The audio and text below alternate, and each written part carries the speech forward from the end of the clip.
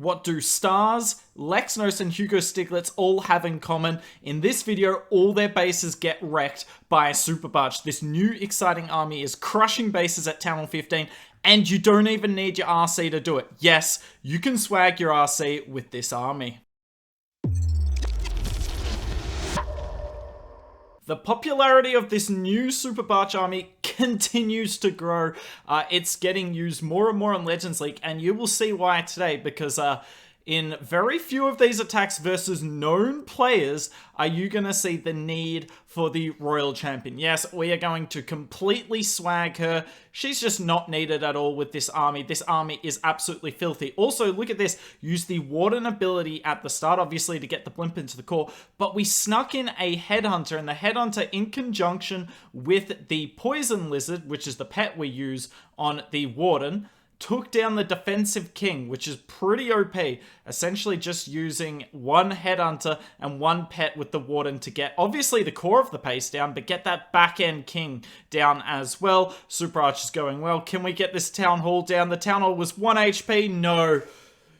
Oh, wait, the town hall went down?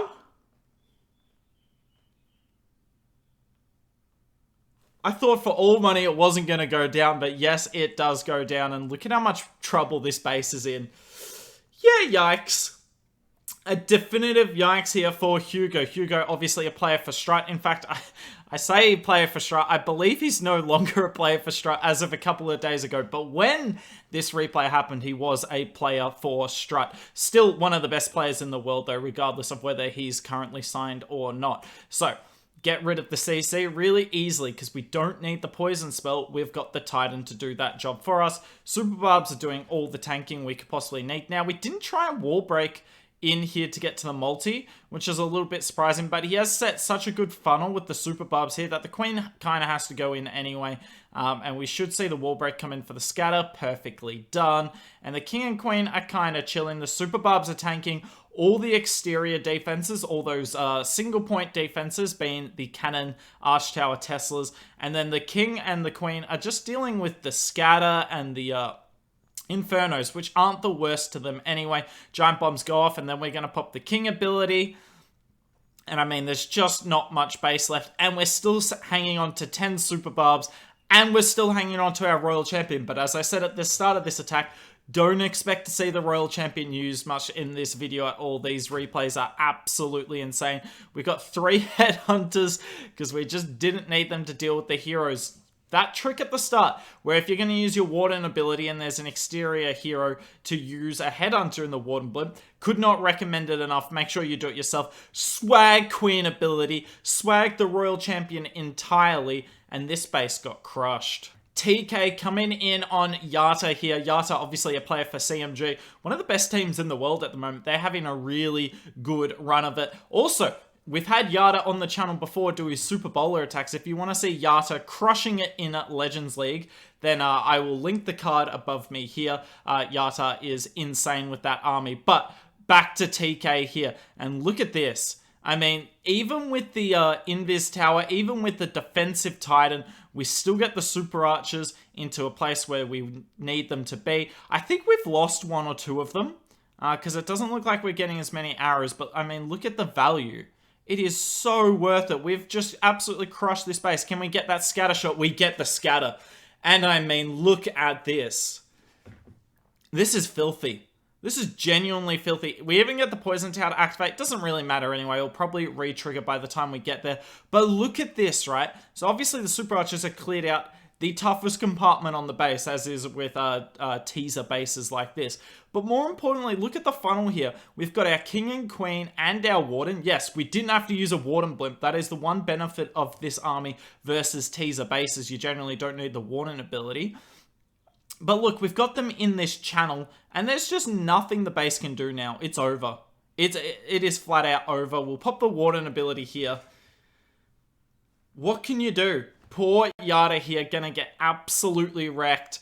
Super Barbs, they've just got to take out the exterior defenses whereas the heroes take out the middle. I kind of think of this army, and I've said this before, kind of like the Ghosts, the Royal Ghost army, where you do the Super Archer opener, and then you do heroes through the core, because obviously you can't get the ghosts or the super barbs in this case to the core of the base. They die or the rage ability runs out before then. So you want them to take out the outside. So essentially, if your Super Archer Blimp is not taking out the core of the base, you have to take that down with your heroes. And that's exactly what TK did here. I mean, he's just slaughtered this base. It's not even close.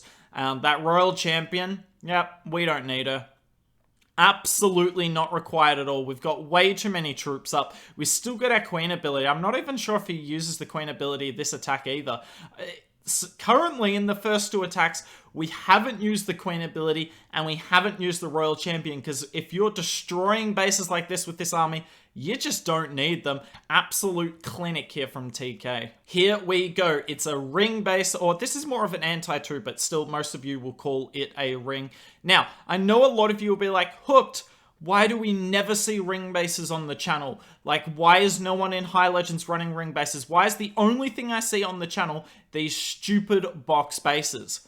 Well, let me demonstrate. Actually, to put it more clearly, let TK demonstrate here. Now, look at this. That Titan goes dangerously close to our Super Archers, but the Super Archers got just enough HP that they get the job done. But yeah, we get the core of the base down, the Town Hall's down. Thankfully, if you've got the Warden ability, unless you hit a NATO and a sweeper, you should always be able to get your Blimp to within range of the Town Hall. And I mean, look at that. That back end multi just went down.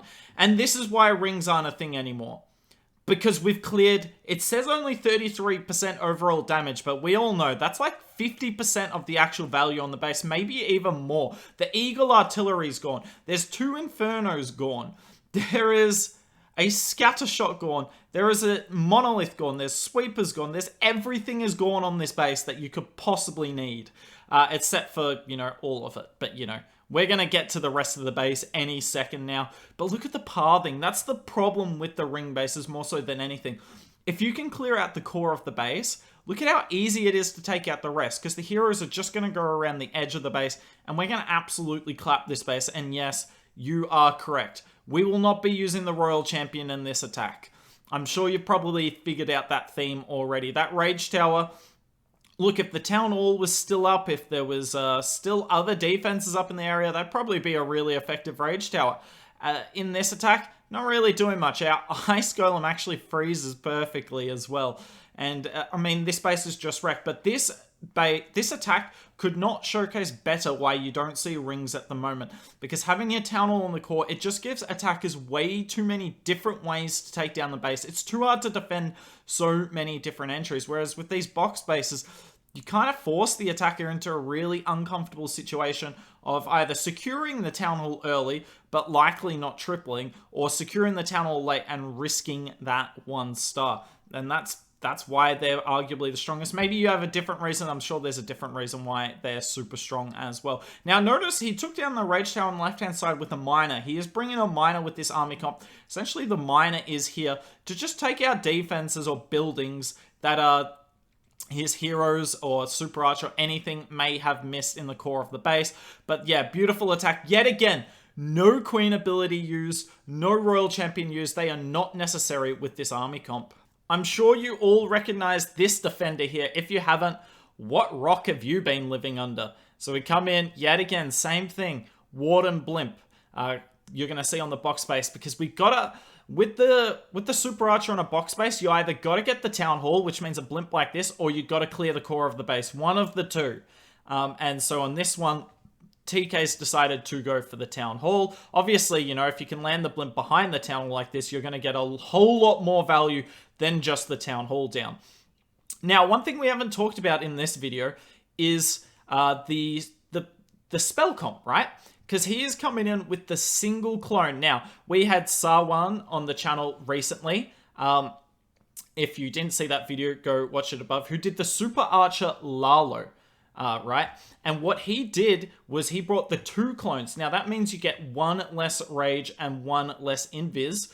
But by bringing that extra clone, you do get a couple extra Super Archers. Essentially, the best way I can put it is you're more likely to be consistent with what TK is doing here, the single clone, because you've got 2 rage spells, and you don't have to rush to get that first clone down. You can wait until you can wait like a clone spell, an invis spell or 2, just to make sure the drop is safe.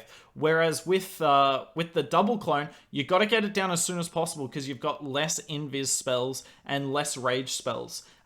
So honestly, I've asked a few pros about this. It's attacker's choice. I personally go with the single clone.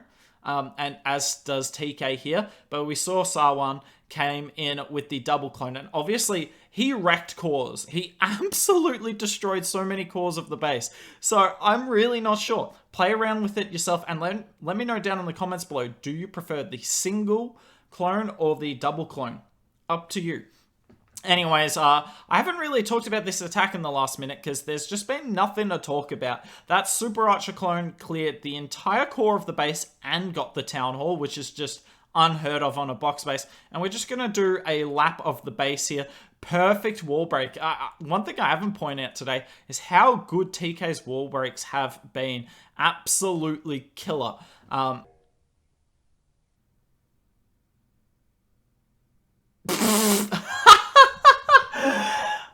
Thanks for that on the recording, TK. That is a note for you all at home. If you have to do a software update, do it before you're recording a YouTube video. Obviously, we got these replays off TK. TK, absolute champion. Got to thank him for that. He's so OP, honestly, with this army, and it's so good to watch these attacks. If you're enjoying these attacks, let me know down in the comments below, and we can potentially try this army out ourselves. Attack here. Now, this isn't an attack in Legends League. This is a war attack by the looks of it. Could be CWL, technically, as well, but I believe this is a war attack, and it's versus none other than the man, the myth, the legend. It is Lexnos, a good friend of mine.